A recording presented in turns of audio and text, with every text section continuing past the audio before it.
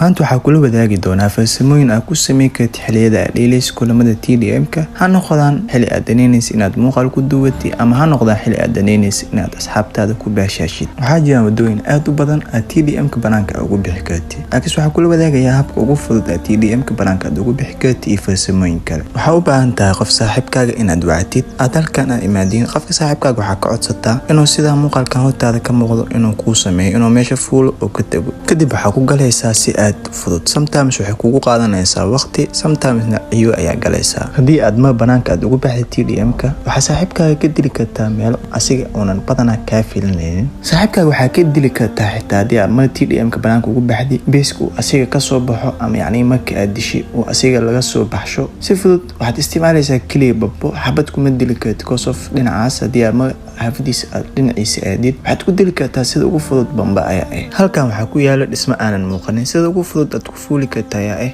inaad halkan imaadid kadibna aad taabatid calaamada kilimbiga. wuxuu kuu saarayaa sida ugu fudud. keliya waxaad u baahan tahay calaamada kilimbiga inaad taabatid. mideeda kale mid ogsoono waxaa jirta meel aanan la dhaafi karin. haddii aad dhaaftid waxaa ku dilaya wax aanan la aqaanin, meeshay ka imaadeen iyo meeshay u socdaan, jini iyo waxay yihiin ma ogno iyo bombilab, laakiin waxaa ku dilaya wax aanan la aqaanin. farsamooyinkan waa isticmaali kartaa xil walba aad danaynaysid. maanta muuqaalkaas ayaa kugu talagalay inaan kula wadaago. isku day muuqaalka inaan like iyo saatarin waxay ii tahay tan dhiirigelin. intaa ku kulmi doono muuqaalka xigo waxaa idinkaaga tagayaa sidaas iyo nabadgelyo fi amaanillah.